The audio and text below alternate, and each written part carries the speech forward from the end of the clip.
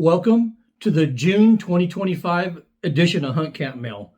I did some fishing in June, and this is always my favorite time of year for that, both saltwater and freshwater. It was also nice to meet up with some of our family members from Alaska and do a little bit of fishing in Hawaii. I got so many emails this month that it took almost 2 full days of sitting by my computer to answer all of them. In those emails, though, I saw kind of a disturbing trend in that my email was full of questions from people that were having quality issues with their firearms, both rifles and shotguns from several different manufacturers. One issue was from a Model 70, one was a Benelli issue, one was an AR-15 issue, one was a Weatherby Mark V issue, one was a CVA rifle, there was 2 Tikka rifles with issues, and about 3 Rugers with issues. And all of these were brand new firearms. And it just seems like the quality in the firearm industry, and every industry for that matter, has really taken a nosedive in the last few years. Right now, if you have an older gun that shoots great and is 100% reliable, hold on to it. I wouldn't get rid of that or replace it. Well, with that out of the way, let's get to June's mail. Our first letter is from Rex in Townsend, Montana. Rex wrote, "My dream is to hunt plains game in Africa, but I'm torn between trying to do an all-out trip for 21 days for plains game and try to take as much as I can. But this will take a few years to save for. Or should I go on a shorter trip for my first time, only shooting 5 to 7 animals and plan on going back for more trips? I would really like to hunt for a nice representation of a sable bull and a red hartebeest. Those 2 are my main ones. But take what the bush offers for the rest of the hunt." Well, Rex, there's absolutely no reason to do a 21-day plains game hunt on a high-fence South Africa or Namibia game ranch. A 21-day hunt in Africa is usually what they call a full bag safari in a free-range country like Zimbabwe or Tanzania, where half of that time is going to be spent trying to get a leopard or a lion. On any high-fenced property in South Africa, you'll get the animals on your list and, probably a lot more animals if you want. And a 7-day South Africa or Namibia plains game hunt is perfect for what you want, if you want to rack up a bunch of trophies for the wall. In free range areas, though, you'll be lucky if you actually get your targeted plains game because they don't have to be in the area if they don't want to be. That's why free range areas don't have package deals like high fence game farms do. I have a friend in South Africa that's been trying to get me to shoot a prize sable on his property for many years, but I just never did it because I personally don't want to get my sable like that. And as a result, I didn't take my first sable until 2022 when I shot a free range bull near the Zimbabwe-Mozambique border. So it just depends on what you want and how you want to get it. And our next letter for June is from John from the Central Valley in California. John wrote, "What is your take on joining a hunt club in California? They offer great access to private land, but I hear conflicting stories on shot-out ranches and club insiders tying up the best times. Tejon is kind of pricey, but there are others that may be in my budget. Please advise." Well, John, you have to be specific on exactly what type of hunt club you're looking for. Is it a duck club? Is it a pheasant club? Or are you looking at being part of some type of deer hunting lease, which are often called hunt clubs in California? Duck clubs are okay if you find a really good one that's actually letting new members in, but that's actually pretty rare with the really good duck clubs. But most duck clubs, in my opinion, are crappy and favor a few of the older families when it comes to dates and even blind locations. Also, don't join a pheasant club unless you want to hunt every weekend. All pheasant clubs have non-member day rates, which is way cheaper than being a member in the long run, in my opinion, unless you go every weekend. Deer clubs, or more accurately put, deer leases, are the worst of the bunch, in my opinion. Nobody follows club rules, and it's basically a free-for-all with everybody cheating. Add to this, those properties usually have a property owner, and him and his family usually take a lot of game on the ranch as well. So, as you said, they're usually shot out. And you'll quickly realize that public land is actually a better option than a lot of these deer leases. And our next letter is from Devin in Washington. Devin wrote, I've been subscribed to your channel for about 5 years now. I love your segments on specific cartridges and how you handle the Utard trolls. Besides cost, why are double rifles not more widespread in North American hunting? Furthermore, why don't we see doubles chambered in smaller, non-dangerous game offerings? Thank you for your contributions to the hunting and firearm community. Well, Devin, thank you for the kind letter and kind words.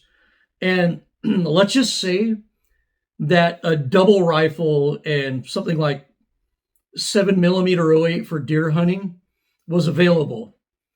What you'll get is a very expensive rifle that's less accurate and has less firepower than a cheap bolt action rifle.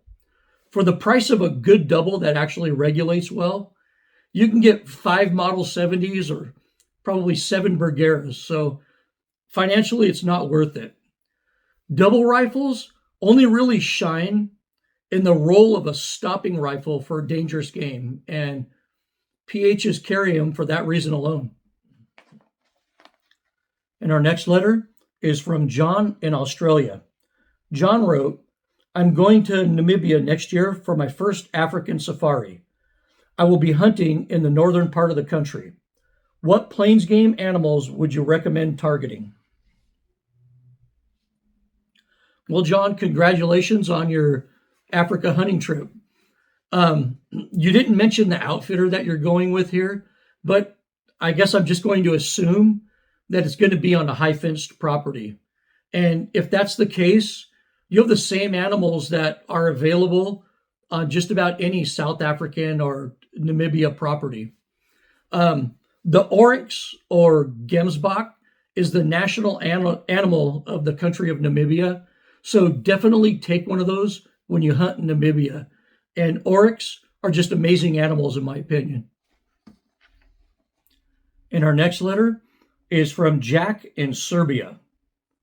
Jack wrote, an idea has crossed my mind that due to the not so secure future when it comes to firearms or hunting content on YouTube and other social media, there may be an unfortunate instance that they can ban such content altogether. It would be a pity to lose such valuable info. So have you considered publishing a DVD collection of your best episodes? I mean, where else could someone get such detailed info on vintage hunting scopes, a practical explanation of parallax, reticles on hunting scopes, slings, and everything else a hunter needs, put in plain language by somebody who actually has experience and is not paid to promote a certain product? People could buy it as a gift for new hunters or as a great Father's Day gift for old hunters, or just to have it. DVD production sounds outdated and vintage, and you could include a memory stick with the collection, of course, for newer generations. Well, Jack, the DVD is definitely dead, and I hate to break this to you, but memory sticks are dead too. It's all about streaming or downloading. And there are ways, though, that you can download my videos from YouTube for free and keep them for yourself if you want to.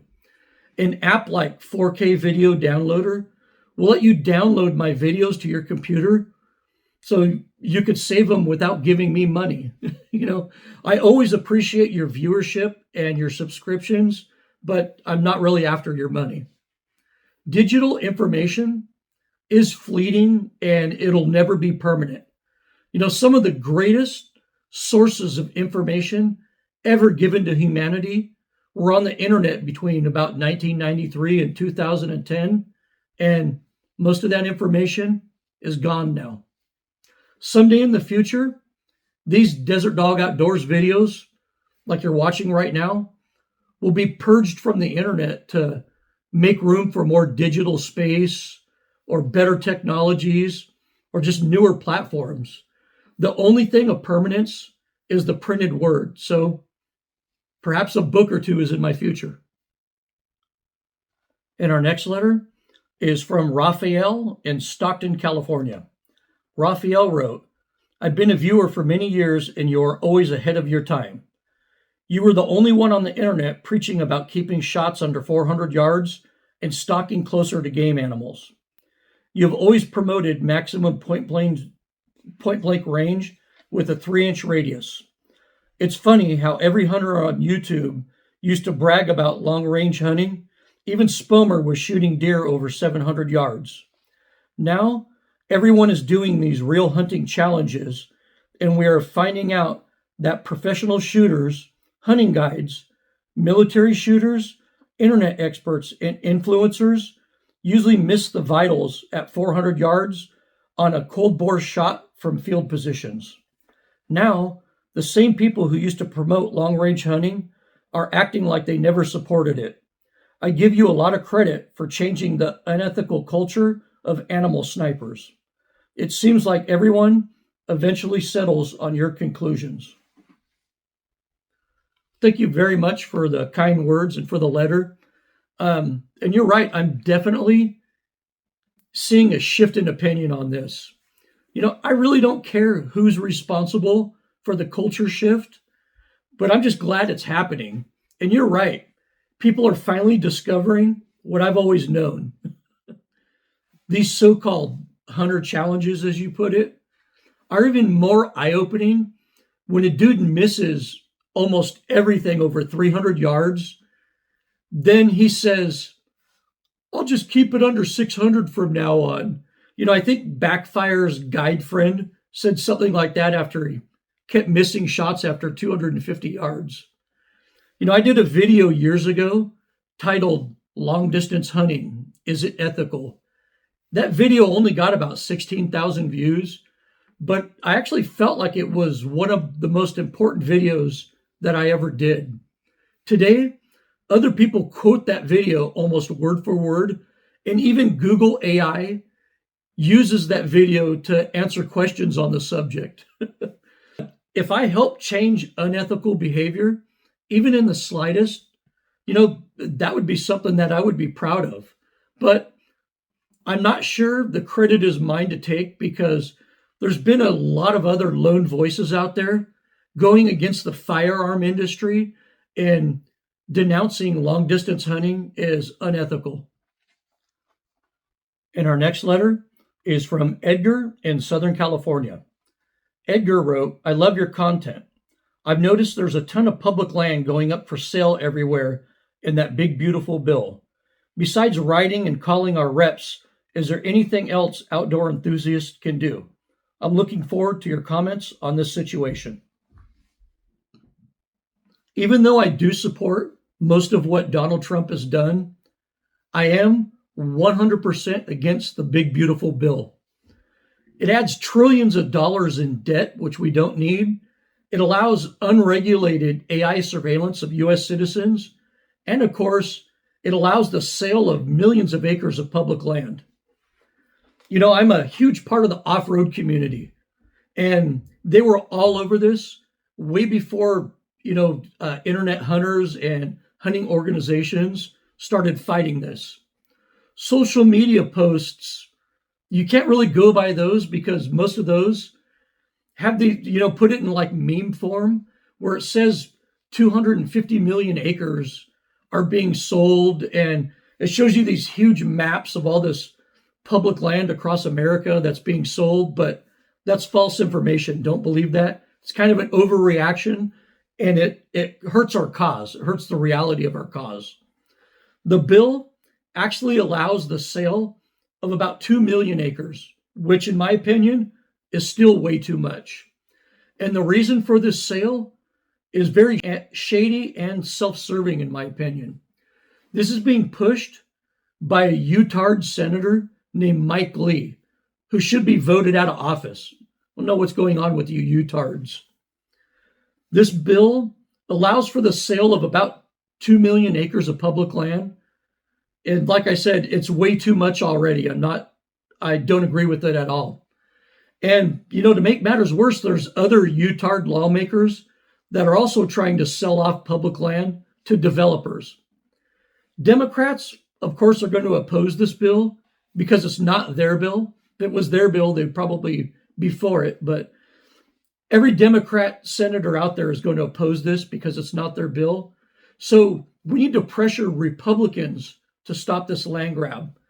And we really need to put a lot of pressure on Senator Mike Lee because he's a piece of shit. And our next letter is from Tim from Tennessee. Tim wrote, I booked a buffalo hunt for 2026 in Tanzania.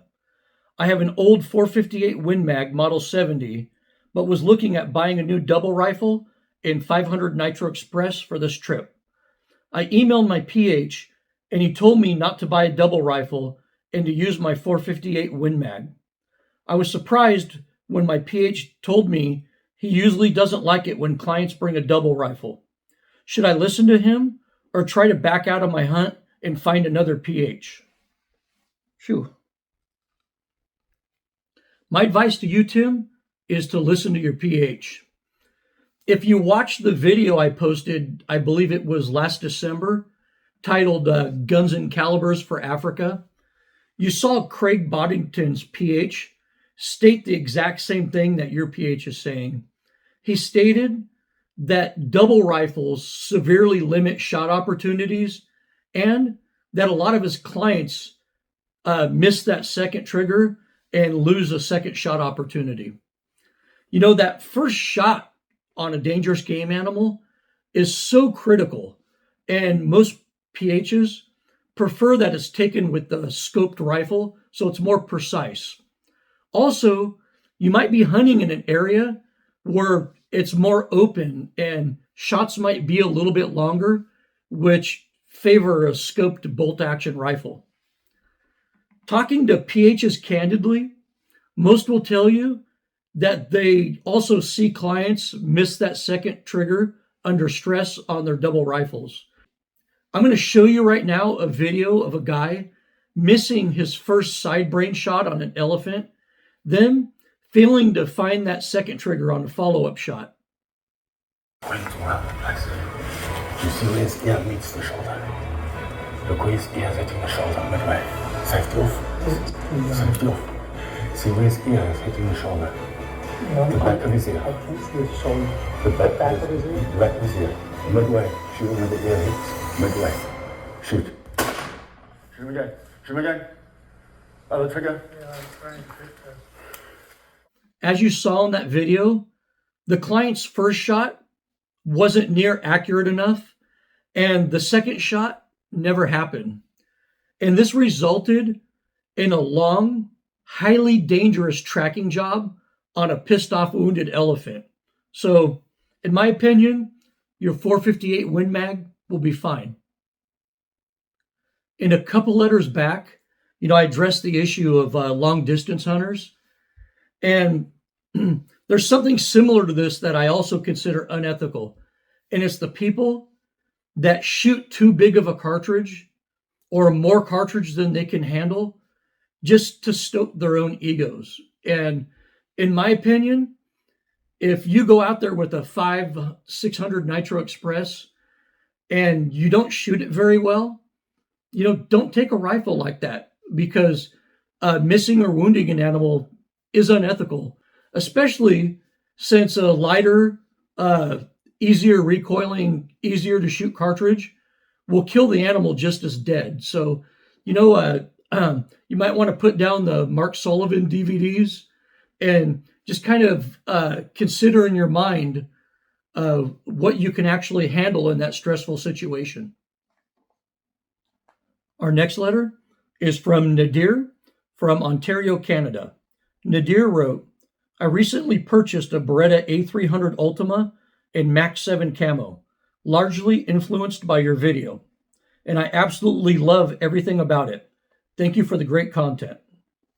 Lately, I've been looking into aftermarket Turkey TSS chokes for the gun, and I'm hoping you can help me better understand the differences between ported and non-ported shotgun chokes.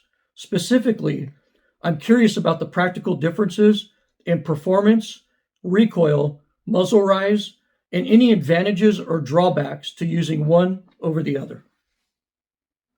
Well, that's an excellent question, Nadir.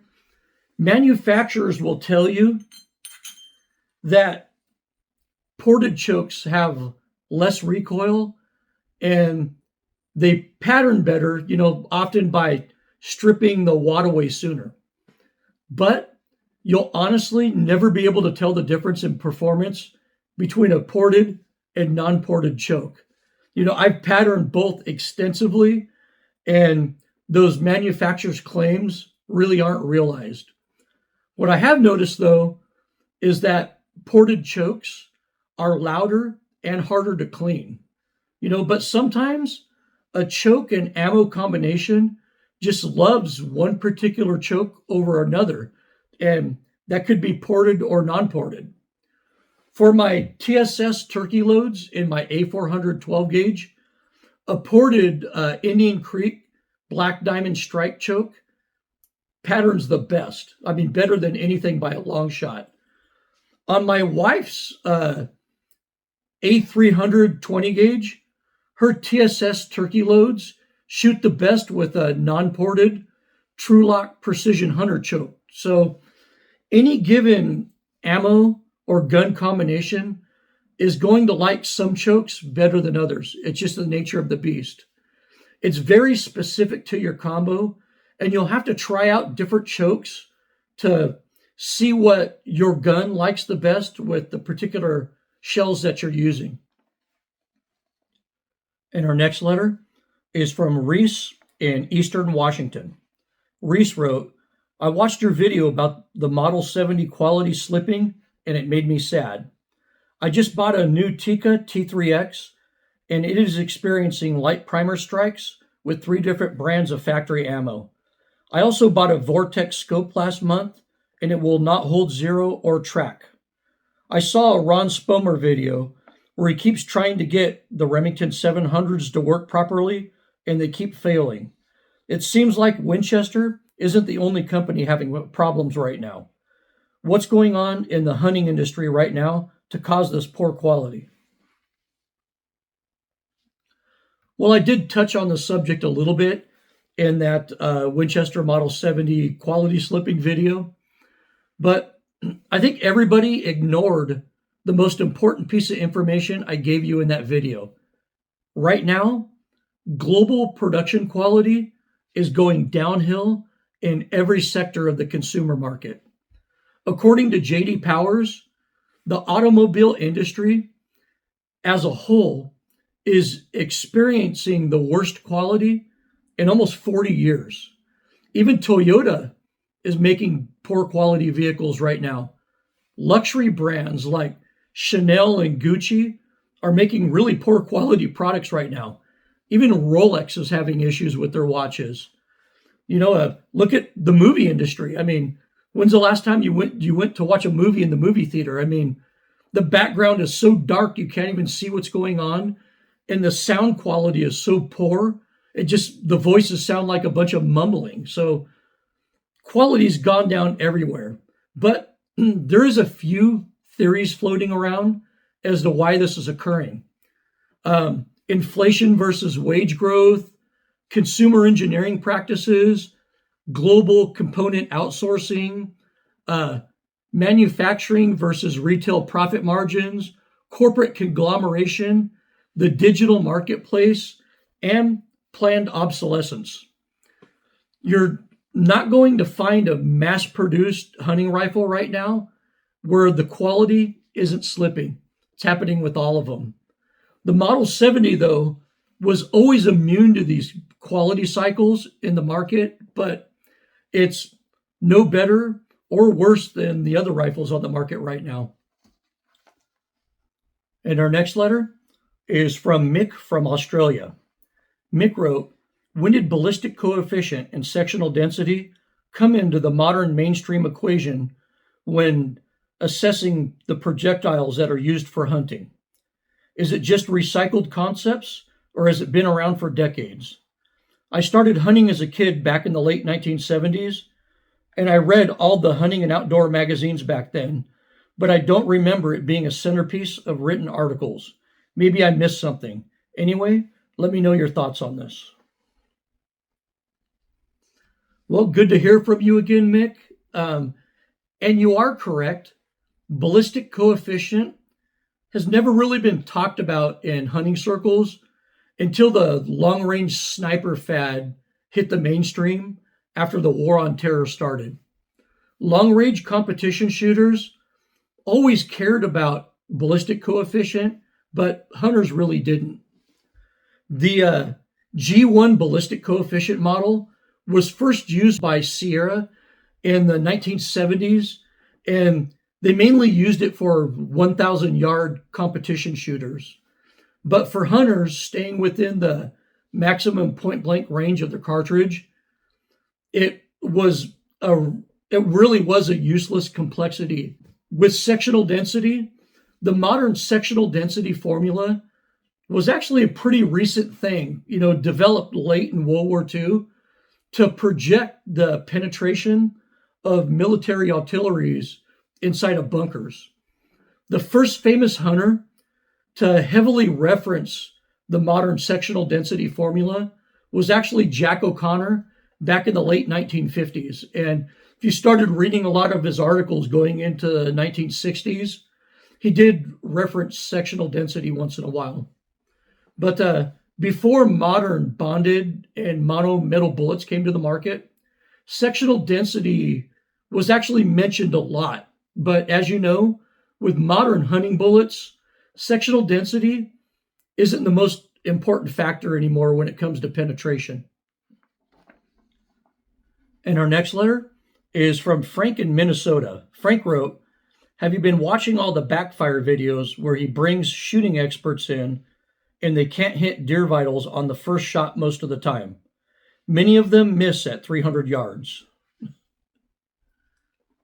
What's funny about this is that BACKFIRE was actually promoting long-range hunting just a couple of years ago. But I'm glad he's evolving as a person, and I'm really glad that he did those videos. Indeed, the entire long-distance hunting narrative is kind of unraveling before our eyes right now. This whole thing started with internet commandos bullshitting everybody in believing that hitting animal vitals at 600 yards in field positions was easy. But in reality, most of them can't take that cold bore shot most of the time at 400 yards from field conditions without missing. But here's what amazes me about this whole thing, especially when I watch those videos. Most of these guys that fail BACKFIRE's challenge, when he interviews them at the end of the video, they claim that they'd take the shot anyway. They use the excuse, I just need to practice a little bit more. But, in reality, I could guarantee you that they already practice with the rifles a lot before showing up to this shooting challenge that was going to have a lot of media attention. So, even though their ability to do what they claim is proven wrong, they still insist on doing it. And this just boils down to ego over ethics, and it's wrong in my opinion. And our next letter is from Mike from Orange Park, Florida. Mike wrote, I go to Andros Island every 2 years to fly fish for bones, which is my favorite type of fishing. I was completely unaware that there is a bonefish fishery in Hawaii. I was always surprised to see that the average size is 5 to 6 pounds and fish over 10 pounds are regularly caught there. I plan on doing a Hawaii bonefish trip in 2026. What do you recommend? Well, I'm glad you enjoyed that video, and that was a fun trip. And I always enjoy the challenge of stocking those bonefish. Several of the Hawaiian islands have bonefish, but Oahu has the largest quantity of bonefish, probably the easiest access to getting them. And honestly, most of the fly fishing guides are available are on Oahu if you want to go out on a skiff. Oahu is far from being my favorite Hawaiian island. It's probably my least favorite, but it's where the bonefish action is actually the best. I suggest if you stay there, stay somewhere north of Honolulu rather than in the madhouse of Waikiki. You know, I'd plan to spend a couple of days on a skiff with a good guide and a couple of days fly fishing from beach access points. That way you get a little taste of everything. The bonefish in Hawaii are very hard to catch because everything, including the people there, are trying to eat them constantly. The curiosity trait has just been purged from the gene pool of Hawaii bonefish. The curious ones are dead. 90% of the fish that you cast at in Hawaii are never going to bite your fly. So it's very difficult. Also, many fish are lost on the coral and rocks on the flats there. Most of the fishing is done on what are called pancake flats. And if your bonefish takes off, which a 10-pound bonefish is going to do, and dives off the edge of that pancake flat, chances are he's going to bust your fly line. So bring some extra fly line with you. Also, just want to warn you, the trade winds can be brutal in Hawaii. So in addition to an 8-weight, I always bring a 9-weight with me when I have to deal with the wind. Also, good flats boots are a must in my opinion because much of the wading you're going to be doing takes place over sharp rocky bottoms. And our last question is from Charles in the UK. Charles wrote, I noticed in a past chat that you no longer use Leica binoculars due to quality and customer service issues. What brand do you recommend now? I want the best. Well, yeah, Charles, I did start having quality issues with Leica binoculars, both the standard ones and the range-finding ones. And to top that off, I had very poor customer service experiences when I tried to resolve the issues. And I'm just done with Leica. Their Portugal plant is definitely having issues in my opinion. And it just seems like the quality of Portugal-made products in general is really declining right now. I did with a lot of hunters end up doing as they grow older. I end up going full circle back to Swarovski binoculars.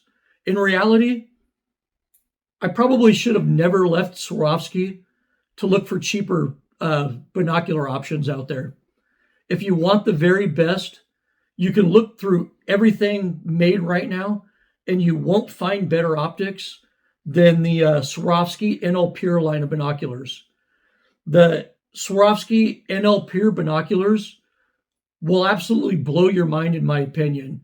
Once you look through these, nothing else is going to do. These binoculars literally ruined me, and now I can't stand looking through my other binoculars. Well, that's it for this month's Hunt Camp Mail.